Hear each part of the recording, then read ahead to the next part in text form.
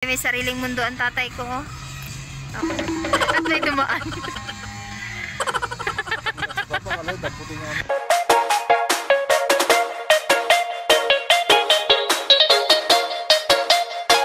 Punta kami ng Burnham Park ngayon kasi wala pa naman kami nakaka-check-in.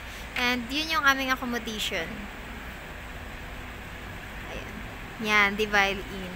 So, maglalakad lang kami. We're here in Baguio City. At lamig na lamig po siya.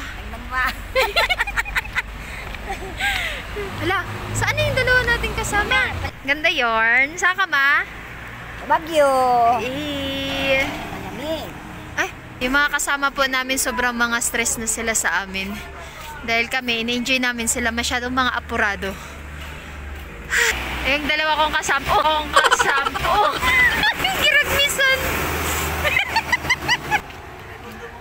Apakalupit. Mag-iikot-ikot muna kami habang nag-aantay sa room namin. Elementary Baguio City. Apa. Magtatanong nga tayo dito. Tatanong tayo. Sir, mga gaano na kayo katagal dito? Almost 3 hours. Gaano na kayo katagal? Almost 3 hours. Sino yan? Sino yung kasama nyo? Pwede bang makilala yan? Napakaganda naman. Ano lang yan siya. Ma'am, ang ganda nyo po. Busy manghanap ng kalakal. Tinan mo.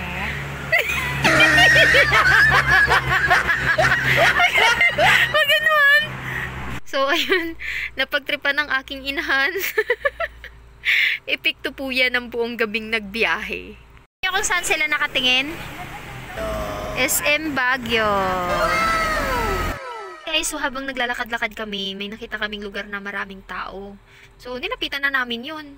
Yun pala Baguio Cathedral. Sobrang ganda. Along the highway lang siya. Tapos, alam mo yun, kaya, tinaanan na lang namin.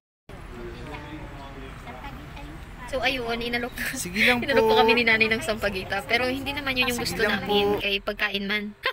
Charot lang, oy. Gutom na yarn. Hindi, gusto lang namin talaga mag-picture-picture.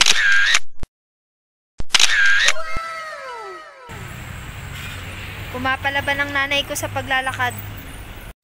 Ha? Sweet yarn?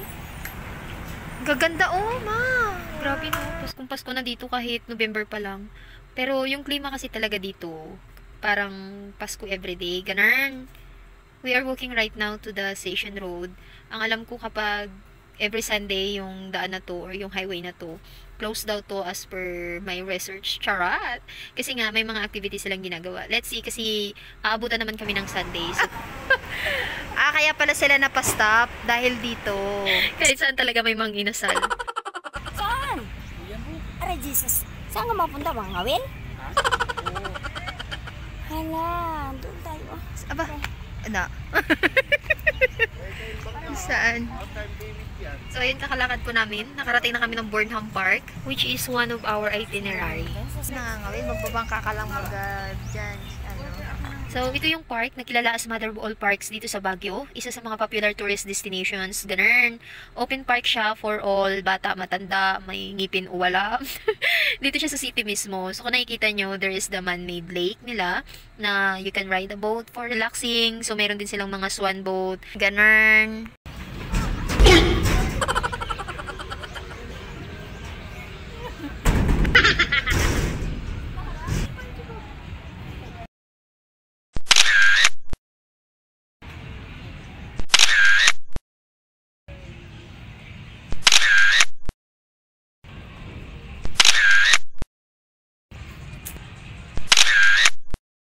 Ispatan po kaming dalawang couple na masaya po sa kanilang buhay.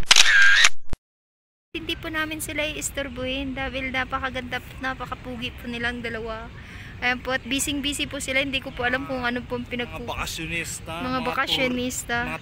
Malalim? Try natin, May. Hulog kita. Ito, bukasan pala ito. Talon tayo.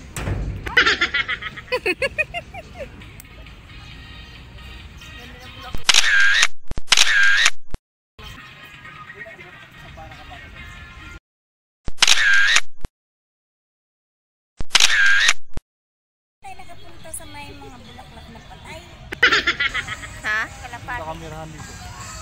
Grabe, may sariling mundo ang tatay ko. Oh. May dumaan. Papakalay, daputin nga.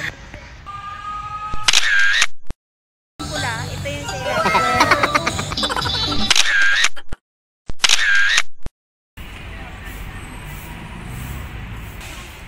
Yan.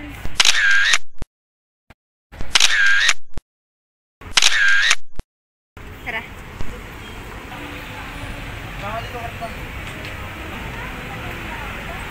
Ano na yung mga pelikulan, nagkatalon? Nauna na, girl. Ando na. Ayun na siya. Aba, nang iwan. Ayan, so after namin sa Burnham, we decided to go back sa aming accommodation for check-in. Kaya naglakad-lakad muna kami pa uwi, pero ayan, nadaanan namin yung market ng Baguio.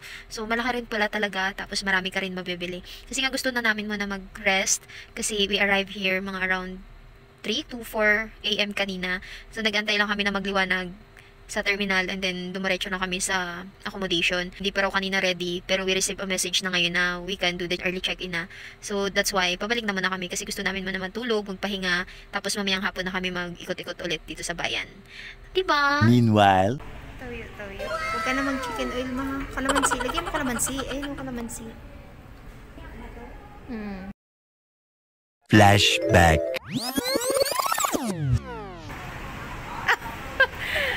Kaya pala sila napastop dahil dito. So, alam niyo na kung bakit. Yan, so kumain muna kami para diretso na rest. Ganun. So, see you later guys. Babush! Paglabas namin ng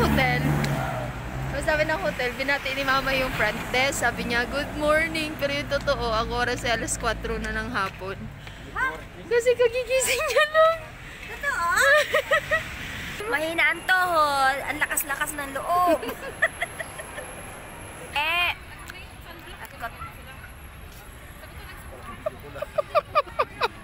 Takot.